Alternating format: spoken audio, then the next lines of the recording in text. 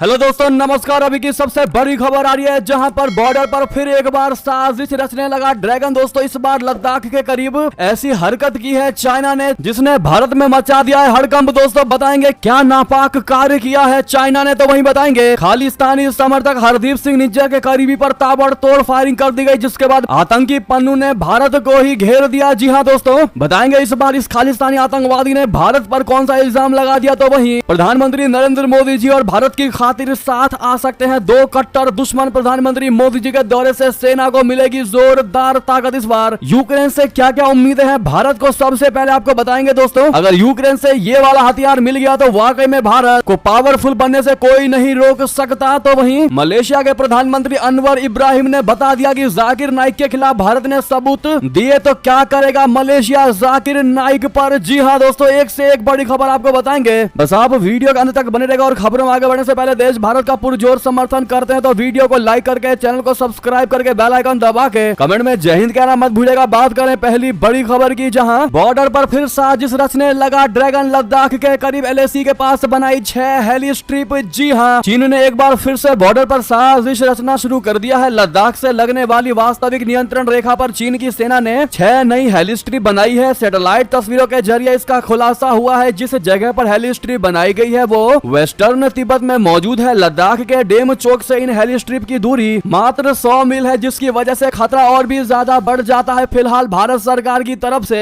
इस मुद्दे पर कोई जवाब नहीं आया है। गेआई नाम की जगह पर हेली स्ट्रिप को बनाया गया है। यहाँ पर अभी कंस्ट्रक्शन का काम पूरा नहीं हुआ है, लेकिन सैटेलाइट तस्वीरों में इसका सारा खुलासा हुआ है कि ये वहाँ पर कंस्ट्रक्शन कर रहा है, हेली स्ट्रिप बना रहा है। हेली स्ट्रिप बनाने की शुरुआत अप्रैल 2024 में हुई थी। तब तक तस्वीरें साफ नहीं हो पाई थी कि कंस्ट्रक्शन तो हो रहा है, लेकिन क्या बन रहा है ये नहीं पता चल पा रहा था। लेकिन दोस्तों, अब इतनी ज्यादा कंस्ट्रक्शन हो चुकी है कि समझ में आ चुका है कि चाइना बॉर्डर के पास में हेली स्ट्रिप बनवा रहा है। इसका मतलब यह है कि यहाँ सिर्फ 1 या 2 हेलीकॉप्टर नहीं, बल्कि आधा दर्जन से भी ज्यादा हेलीकॉप्टर एक साथ तैनात किए जा सकते हैं। ये लद्दाख के डेम चौक से सिर्फ 100 मील और उत्तराखंड के बाराहोती से 120 मील दूर है। डेम चौक भारतीय और चीनी सेनाओं के बीच संघर्ष क्षेत्र रहा है, और ऐसे में यहाँ पर हेली स्ट्रिप बनाना वाकई में दर्शाता है कि चाइना भारत के साथ युद्ध की पूरी तैयारी कर रहा है। ऐसे में अब चीन पर भारत को बिल्कुल भी भरोसा नहीं करना चाहिए, ये चीजें तो अब तय हो चुकी है। इसके बावजूद भी अगर चाइना के साथ बातचीत के साथ मुद्दे सुलझाए जाते हैं तो वाकई में अब ऐसा लग रहा है कि हमारी बेवकूफी है, क्योंकि चीन के साथ लगातार भारत बातचीत के साथ मुद्दा सुलझाने की कोशिश कर रहा है। चाइना बार बार भारत को आश्वासन दे रहा है कि हम मुद्दे सुलझाने के लिए हम भी खड़े हैं, लेकिन वाकई में रियलिटी क्या है वो हम आपको खबर के जरिए से बता रहे हैं दोस्तों। और ये सैटेलाइट तस्वीरें भी आपके सामने सच्चाई बयां कर ही रही है। अब इस पर आपकी राय तो बनती है दोस्तों। हमारा सवाल आपसे यही है कि क्या अब भारत की मोदी सरकार को जैसे को तैसा वाला जवाब देना चाहिए? हाँ या ना में जवाब जरूर दीजिएगा दोस्तों, कारण के साथ। देखते हैं क्या कहती है भारत की जनता। तो वहीं आपको बता दें, खालिस्तानी समर्थक हरदीप सिंह निज्जर के करीबी पर ताबड़तोड़ फायरिंग। तो फिर एक बार पन्नू ने भारत को ही इल्जाम में शामिल करने लगा। दोस्तों, पिछले साल कनाडा में मारे गए खालिस्तानी समर्थक चरमपंथी हरदीप सिंह निज्जर के एक करीबी सहयोगी को अमेरिका में निशाना बनाकर गोली मार दी गई। हिंदुस्तान टाइम्स की रिपोर्ट के अनुसार यह घटना 11 अगस्त को ही सतिंदर पाल सिंह राजू कैलिफोर्निया हाईवे पर एक पिकअप ट्रक में यात्रा कर रहे थे, उसी दौरान हमला किया गया है। हालांकि वो इस हमले में बच गए। बता दें कि पिछले साल कनाडा में मारे गए खालिस्तान समर्थक हरदीप सिंह निज्जर की हत्या की वजह से ही भारत और कनाडा के रिश्तों में खटास आई थी। अब हरदीप सिंह निज्जर के सहयोगी पर फायरिंग की खबर ने तनाव की स्थिति और पैदा कर दी है। सतिंदर पाल सिंह राजू को निज्जर का करीबी माना जाता है। 11 अगस्त को वो ट्रक से जा रहे थे, इसी दौरान ट्रक पर ताबड़तोड़ फायरिंग हो गई। हालांकि राजू की जान बच गई। अमेरिका के कैलिफोर्निया के सैन फ्रांसिस्को के पास शूटरों ने उस पर गोलियां बरसा दी। अब इस मुद्दे पर पन्नू ने भारत सरकार को घेरने की कोशिश की। पन्नू ने कहा कि राजू को निशाना बनाकर खालिस्तान जनमत संग्रह अभियान को दबाने की कोशिश है। 10 अगस्त को सरे में गुरु नानक सिख टेंपल के पूर्व अध्यक्ष रखबीर निज्जर के घर पर भी इसीलिए ही गोलीबारी की गई थी। यानी कि दोस्तों, खालिस्तानी समर्थक जिन पर भी हमला होता है, पन्नू भारत को ही घेरने की कोशिश करता है। उसको लगता है कि भारत ने ही इनकी जान लेने की कोशिश की होगी। अब ऐसे में पानी सर से ऊपर होने के बावजूद भी अमेरिका या कनाडा पन्नू पर कोई एक्शन नहीं ले रहा है। ये वाकई में सबसे बड़े सवालिया निशान खड़े करता है। तो वहीं बता दें, भारत की खातिर साथ आ सकते हैं दो कट्टर दुश्मन। पीएम मोदी के दौरे से सेना को मिलेगी जोरदार ताकत। जी हाँ, रशिया और यूक्रेन में चल रही भीषण लड़ाई के बीच पीएम मोदी यूक्रेन और पोलैंड की यात्रा पर रवाना हो गए हैं। पीएम मोदी 23 अगस्त को यूक्रेन में रहेंगे और राजधानी कीव में राष्ट्रपति जेलेंस्की से मुलाकात करेंगे। इस यात्रा के दौरान भारत और यूक्रेन के बीच कई समझौतों पर हस्ताक्षर होने हैं। इसमें रक्षा, आर्थिक संबंध, साइंस और अत्याधुनिक तकनीक शामिल है। पीएम मोदी जी की ये यात्रा ऐसे समय पर हो रही है जब यूक्रेन की सेनाओं ने रूस के 1000 किलोमीटर के इलाके पर कब्जा कर लिया है। यूक्रेनी सेना रशिया के अंदर 9 किलोमीटर तक अंदर घुस गई है। वहीं रूसी सेना सेना अब चारों ओर से यूक्रेन की सेना को घेर रही है। अब इस तनावपूर्ण माहौल के बीच पीएम मोदी जी कीव की यात्रा पर पहुंच रहे हैं। इससे पहले पीएम मोदी रशिया की यात्रा पर गए थे और राष्ट्रपति पुतिन से मुलाकात की थी। दरअसल भारत ने सोवियत जमाने में कई ऐसे हथियार खरीदे थे जो अब आधुनिक जमाने में यूक्रेन में है। भारत अभी भी यूक्रेन से जिन रक्षा उपकरणों को खरीदता है उसमें भारतीय नौसेना के युद्धपोतों के लिए गैस टरबाइन और AN-32 मालवाहक एयरक्राफ्ट शामिल है, जिसका इस्तेमाल इंडियन एयरफोर्स करती है। यही वजह है कि भारत के लिए ये फायदे का सौदा है कि वो यूक्रेन के साथ अपने मजबूत रक्षा संबंध बरकरार रखे। ब्लूमबर्ग की रिपोर्ट के मुताबिक यूक्रेन की सरकारी कंपनी जोरिया माश प्रोइक्ट भारत के निजी सेक्टर की कंपनियों के साथ मिलकर भारतीय युद्धपोतों के लिए संयुक्त रूप से गैस टरबाइन बनाने के लिए बात कर रही है। यही नहीं, भारत और यूक्रेन विमान और प्लेन के इंजन भारत में बनाने के लिए भी बातचीत कर रहे हैं। तो दोस्तों वहीं आपको बता दें कि पोलैंड से कैसे जाएंगे प्रधानमंत्री नरेंद्र मोदी जी यूक्रेन। दरअसल 45 सालों में पहली बार किसी भारतीय पीएम का पोलैंड दौरा तो हो रहा है, लेकिन वहां से ट्रेन में बैठकर यूक्रेन जाएंगे पीएम मोदी। क्या है वजह बता दें, पिछले 45 साल में किसी भारतीय प्रधानमंत्री जी की ये पहली पोलैंड की यात्रा है। इससे पहले 1979 में मोरारजी देसाई वहां गए थे। भारत से रवाना होने से पहले प्रधानमंत्री नरेंद्र मोदी जी ने कहा है कि मैं पोलैंड और यूक्रेन की आधिकारिक यात्रा पर जा रहा हूं। पोलैंड के साथ राजनयिक संबंधों के 70 साल पूरा होने के मौके पर मेरी ये यात्रा हो रही है। पोलैंड मध्य यूरोप का हमारा आर्थिक साझेदार है। वे पोलैंड से 10 घंटे की ट्रेन यात्रा करके यूक्रेन जाएंगे। रूस यूक्रेन जंग के बीच उनका यह दौरा महत्वपूर्ण माना जा रहा है। यूक्रेन के राष्ट्रपति जेलेंस्की ने कुछ महीने पहले पीएम मोदी जी को यूक्रेन आने का न्योता दिया था। ऐसे में आपको बता दें, जिस ट्रेन से प्रधानमंत्री नरेंद्र मोदी जी पोलैंड से यूक्रेन जाएंगे उस ट्रेन की क्या खासियत है आपको बता दें। दरअसल ये ट्रेन यूक्रेन के राष्ट्रपति व्लादिमीर जेलेंस्की के निमंत्रण पर कीव जा रहा है। उसने उनके यूक्रेन दौरे की खास बात यह है कि वो एक विशेष ट्रेन रेल फोर्स 1 यानी RFO के जरिए पोलैंड से कीव जाएंगे। ऐसे में इस लग्जरी ट्रेन की खासियत यह है कि ये बहुत ही लग्जरी तरीके से डिजाइन की गई है। इसमें अमेरिका के राष्ट्रपति बाइडेन से लेकर फ्रांस के राष्ट्रपति इमैनुअल मैक्रोन और जर्मनी के चांसलर ओल्फ स्कोल्ज तक यात्रा कर चुके हैं। अब पीएम मोदी जी इसमें बैठेंगे। आपको बता दें दोस्तों, आखिर क्यों ट्रेन से ही जाएंगे यूक्रेन। दरअसल ये वो समय है जहां पर युद्ध के बीच युद्ध की वजह से बड़े पैमाने पर एयरपोर्ट्स बंद है, हवाई जहाज से यात्रा पॉसिबल नहीं है और इस जोखिम भरे समय में एयरप्लेन का उड़ना किसी खतरे से कम नहीं है। ऐसे में ये डिसाइड किया गया है कि ट्रेन से ही यात्रा की जाएगी। जी हाँ दोस्तों, ऐसे में आप लोगों का पीएम मोदी जी को हैप्पी जर्नी कहना और ऑल द बेस्ट कहना तो बनता है, तो भर के कमेंट में उनको विशेष दीजिएगा। तो वहीं आपको बता दें, मलेशिया के प्रधानमंत्री अनवर इब्राहिम ने दिया है जानकारी। कहा अगर जाकिर नाइक के खिलाफ भारत ने कोई भी सबूत दिए हैं तो क्या करेगा मलेशिया, क्या एक्शन लेगा। आपको बता दें, मलेशिया के प्रधानमंत्री अनवर इब्राहिम की तरफ से संकेत दिए गए, इंडिकेशन दिया गया है कि अगर भारत विवादास्पद इस्लामिक उपदेशक जाकिर नाइक के खिलाफ कोई भी सबूत देता है और वो परफेक्ट होता है तो उनकी सरकार उसे प्रत्यर्पित करने के भारत के अनुरोध पर विचार कर सकती है। यहाँ Indian council of world affairs में एक सत्र के दौरान इब्राहिम ने यह भी कहा है कि इस मुद्दे की वजह से दोनों देशों के द्विपक्षीय संबंधों के विस्तार पर कोई गतिरोध पैदा नहीं होना चाहिए। एक विशिष्ट सवाल के जवाब में उन्होंने कहा कि मंगलवार की वार्ता के दौरान भारतीय पक्ष ने इस मुद्दे को नहीं उठाया। नाइक कथित धन शोधन मामले और नफरती भाषणों को लेकर भारत के लिए वांछित है। वो 2016 में भारत से चला गया था। नाइक को महातीर मोहम्मद के नेतृत्व वाली पूर्ववर्ती सरकार ने मलेशिया में स्थायी निवास की अनुमति दी थी। जी हाँ दोस्तों, यानी कि मलेशियाई पीएम का कहना है कि भारत हमको जाकिर नाइक के खिलाफ कोई भी सबूत देता है तो हम उसको उस पर एक्शन लेने के लिए तैयार है। आखिर देश पहले और हम भारत के साथ संबंध नहीं तोड़ सकते, लेकिन अगर वाकई में सबूत मिलते हैं तो एक्शन हम जरूर लेंगे। जी हाँ दोस्तों, ऐसे में जाकिर नाइक पर एक्शन होना तो तय है। तो वहीं आपको बता दें, पाकिस्तान में इस निंदा से जुड़े फैसले पर मच गया बवाल। चीफ जस्टिस को पकड़ने सुप्रीम कोर्ट के अंदर ही घुस गई कट्टरपंथी भीड़। जी हाँ, हजारों की संख्या में लोग घुसे हैं। चीफ जस्टिस के सिर पर रखा 1 करोड़ का इनाम। बता दें, पाकिस्तान की राजधानी इस्लामाबाद में सैकड़ों कट्टरपंथियों की भीड़ ने सुप्रीम कोर्ट पर धावा बोल दिया। वे पाकिस्तान के चीफ जस्टिस काजी फैज ईसा के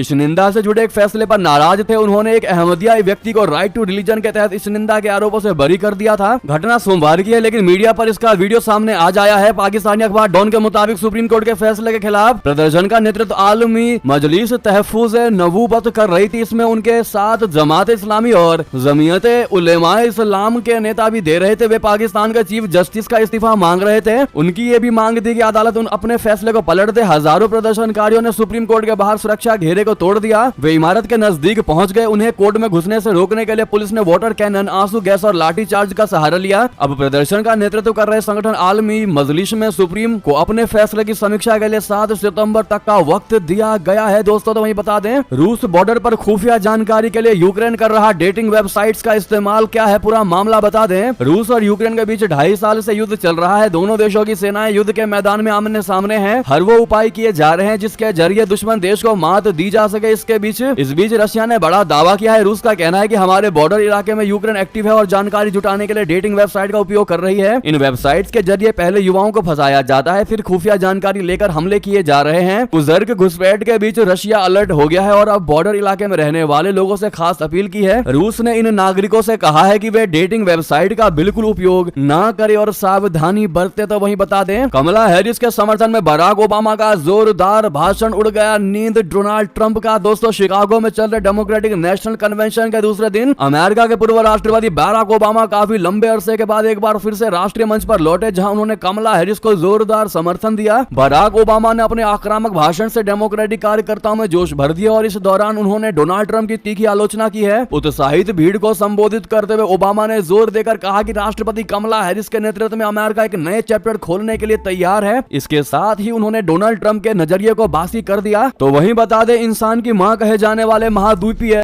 क्षेत्र पर कब्जे के लिए अमेरिका और चीन में मच गई होड़। क्या दुनिया में शुरू होगा नया शीत युद्ध? बता दें, अफ्रीका महाद्वीप चीन और अमेरिका की प्रतिद्वंदिता का नया मैदान बनता जा रहा है। प्रशांत क्षेत्र और दक्षिण चीन सागर में तनाव के बाद अब अफ्रीका में दोनों देशों की तनातनी साफ दिखाई दे रही है। चीन का अफ्रीका में अच्छा खासा प्रभाव रहा है, तो अमेरिका भी अपनी उपस्थिति तेजी से मजबूत करते हुए चीन को कमजोर करने में लगा है। अफ्रीका में एक दूसरे से आगे निकलने की होड़ को देखते हुए कहा जा रहा है कि अफ्रीका में नया शीत युद्ध देखने को मिल सकता है। अफ्रीका को मात्र महाद्वीप यानी कि मदर कॉन्टिनेंट भी कहा जाता है। मात्र महाद्वीप पर अब शीत युद्ध का खतरा मंडरा रहा है। जी हां दोस्तों, तो वहीं बता दें, ईरान युद्ध लड़ने के हालत में नहीं है। जी हां, खुमैनी खुद घिर जाएंगे। बता दें, IRGC संस्थापक ने तेहरान के हमला ना करने की वजह बताई है। दोस्तों, ईरान के इस्लामिक रिवॉल्यूशनरी गार्ड कॉर्प्स के संस्थापक मोहसिन सजगारा ने इजराइल के साथ युद्ध के खतरे के प्रति आगाह किया। उन्होंने कहा है कि ईरान इस समय इजराइल के साथ लंबे समय तक युद्ध लड़ने की स्थिति में नहीं है। यरूशलेम पोस्ट के साथ एक साक्षात्कार में उन्होंने ये बात कही है। सजेगारा ने कहा कि इजराइल ने तेहरान में जिस तरह से हमास प्रमुख इस्माइल हानिया की कथित हत्या की है, वो ईरान के खुफिया संगठनों के लिए अपमानजनक थी। इसने खुमैनी के लिए उनके मुख्य पावर बेस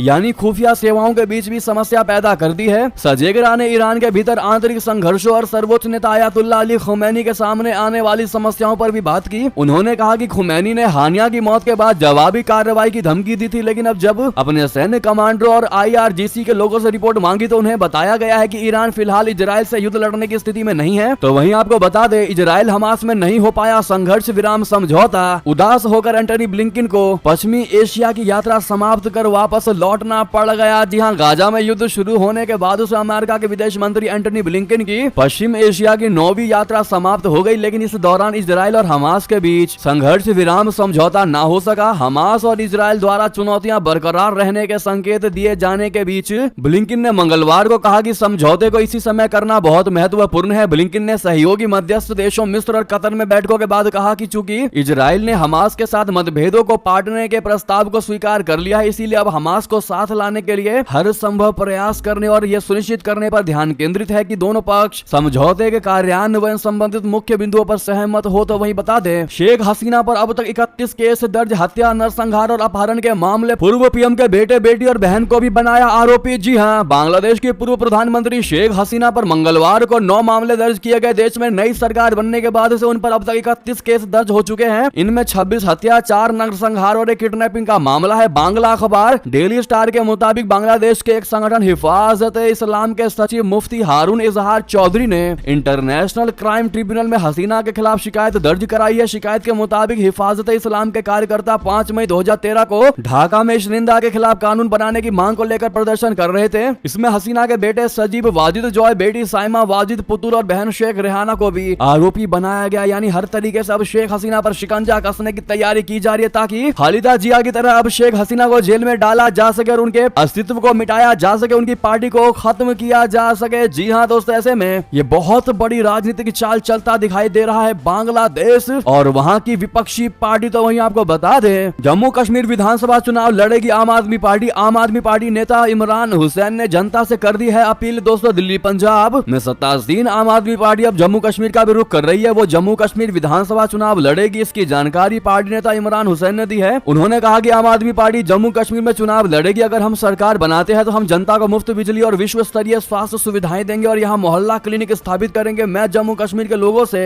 आम आदमी पार्टी और अरविंद केजरीवाल को मौका देने की अपील करता हूँ। ये कहना है आम आदमी पार्टी के नेता का दोस्त। ऐसे में क्या लगता है आपको, क्या जम्मू कश्मीर में दिल्ली और पंजाब जैसा रुतबा दिखा पाएगी आम आदमी पार्टी? बताइएगा जरूर, तो वहीं बता दें। भारी मिस्टेक हो गया सर। जी हाँ, भारत बंद के दौरान पुलिस ने एसडीओ साहब को ही लाठी से पीट दिया। जी हाँ, SC/ST के रिजर्वेशन में क्रीमी लेयर पर सुप्रीम कोर्ट के फैसले के खिलाफ आज देश में 21 संगठनों ने भारत बंद का आह्वान किया है। इसी के चलते बिहार की राजधानी पटना में प्रदर्शन किया जा रहा है। प्रदर्शन के दौरान बिहार पुलिस और प्रदर्शनकारियों के बीच झड़प हुई, जिसके बाद पुलिस ने लोगों पर लाठी चार्ज किया और वाटर कैनन से पानी के फव्वारे भी छोड़े। इसी दौरान एक पुलिस वाले में एसडीओ पर ही लाठी चला दी, SDM साहिब को ही पीट दिया। जी हाँ, पुलिस ने प्रदर्शनकारियों पर लाठी चार्ज किया और उन्हें खदेड़ा। इसी दौरान एक सिपाही ने एसडीओ साहब पर लाठी का चार्ज कर दिया, जिसमें लाठी के शिकार हो गए SDM साहब। बाद में मामला शांत होता दिखाई दिया है। दोस्तों, इस पर आपकी क्या राय होगी कमेंट में लिखकर अवश्य बताएगा। दरअसल ऐसा इसलिए हुआ क्योंकि SDM साहब सिविल ड्रेस में मौजूद थे और सिपाही उनको समझ नहीं पाया कि ये आम नागरिक हैं या फिर SDM, उन्होंने लाठी चार्ज कर दिया। ऐसे में भारी मिस्टेक इनसे होता दिखाई दिया है। दोस्तों, तो वहीं ये थे भी की सारी बड़ी खबर। आपको हमारी खबर कैसी लगी? आशा करता हूँ बहुत अच्छी लगी होगी। थोड़ी भी अच्छी लगी तो वीडियो को लाइक करके, चैनल को सब्सक्राइब करके, बेल आइकन दबा के कमेंट में जय हिंद कहना बिल्कुल मत भूलिएगा। मिलता अगली बड़ी खबर में और वीडियो को शेयर कर दीजिएगा दोस्तों व्हाट्सएप, फेसबुक, ट्विटर पर। जय हिंद, जय भारत।